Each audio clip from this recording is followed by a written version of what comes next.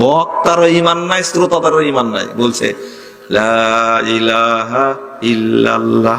বলেন। আমি শুরু করলাম, আপনারা শুরু করবেন। আমি একটা উদাহরণ দিচ্ছিলাম বেদাতের প্রতি ঝোঁক কত আপনাদের। আমি টেস্ট করে নিলাম। লা ইলাহা ইল্লাল্লাহ, শেষ বেলা কি বলে? মুহাম্মাদুর রাসূলুল্লাহ। বুঝেননি কথা? এই ঝোঁকটা আপনাদেরও আছে, প্রমাণ হয়ে গেল।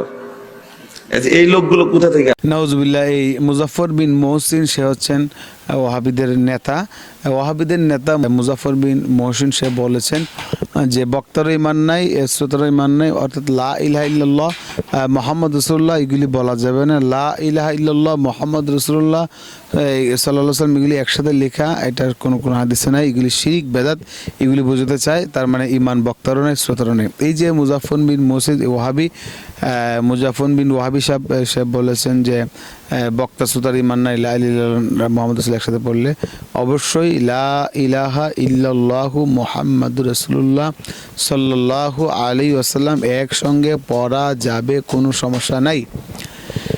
তিনার তো বলবে সমস্যা আছে, কারণ তিনার তো ওয়াহাবি মানুষ। আসলে আমরা ওয়াহাবিদের সাথে চলাফেরা করবো না, তারা আসলে আন্তর্জাতিক মানের বেয়াদব পর্যায়ের মানুষ। তো এই জন্য তারা কালিমার মধ্যে আঙ্গুল তুলে কথা বলেছেন।